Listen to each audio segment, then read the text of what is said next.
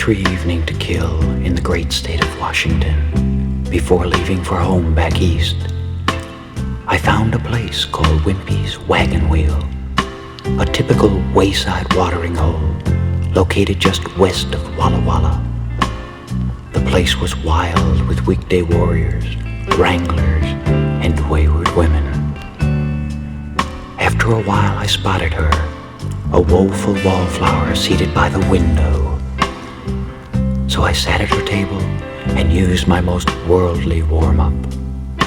What's the word, whirly bird? Walk, weasel, she whined. Her skin had the color of weathered whitewash. Her face was wrinkled and waffled, and she had a hint of walrus whiskers, which she wore well. She was wholesome as a welterweight wrestler. Was it worthwhile, I wondered? She wasn't exactly Wonder Woman, but after all, it was a weary Wednesday night. "What do you want, worm?" she asked warmly.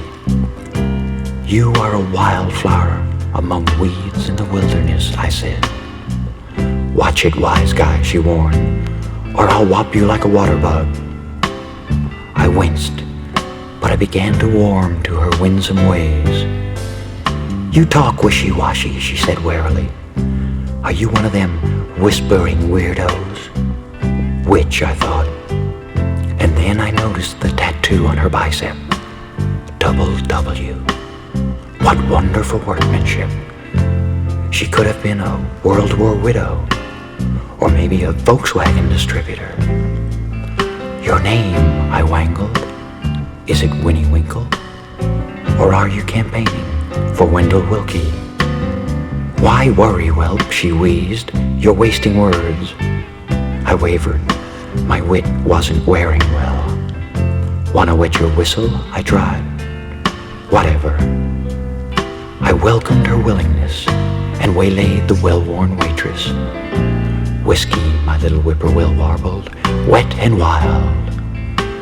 "Make mine watermelon wine," I said, whisking out a wad of wampum to pay the bill.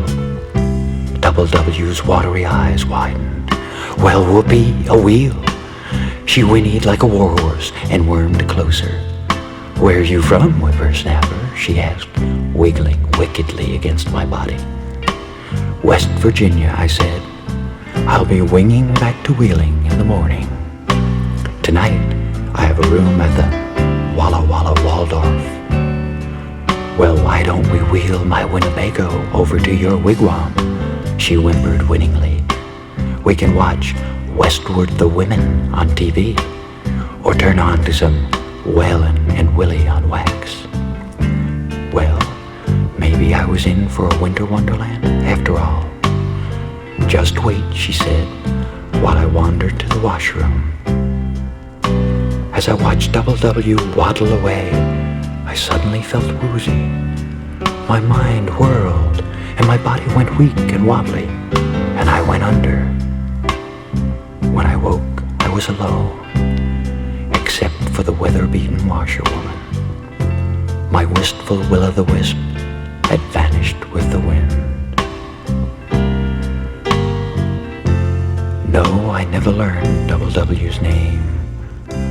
All I know is that she left me that wintry night in Walla Walla without a word, without a wristwatch, and without a wallet.